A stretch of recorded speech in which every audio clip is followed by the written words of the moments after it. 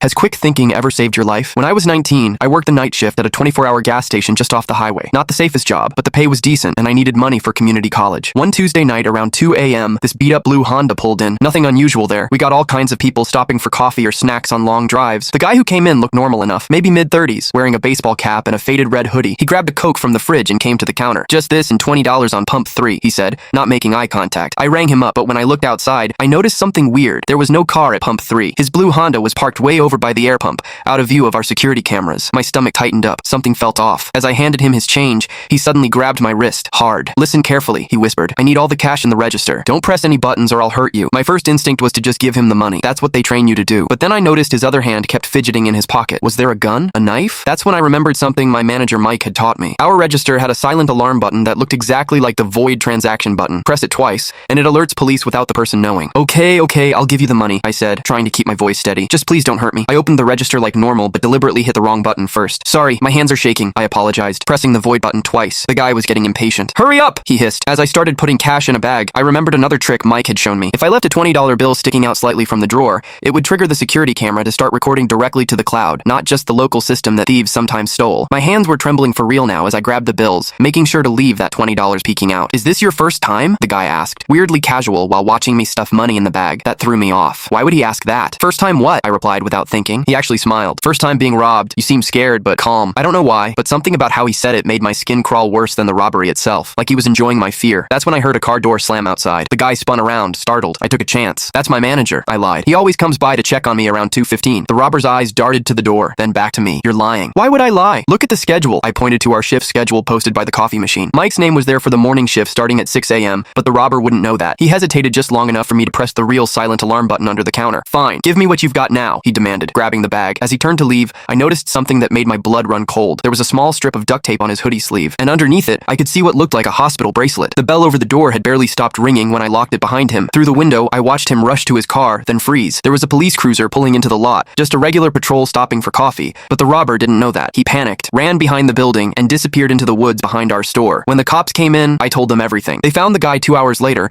hiding in a drainage ditch. Turns out he'd escaped from a psychiatric facility that morning. In his car, they found duct tape, zip ties, and printed directions to 3 more gas stations with female night clerks. The detective later told me that by leaving that $20 bill out, I'd captured the clearest image of his face they'd ever seen in a robbery case, and my lie about the manager scared him enough that he left before he could do whatever else he'd planned. I still work nights sometimes, but never alone, and I always trust that feeling when something seems off.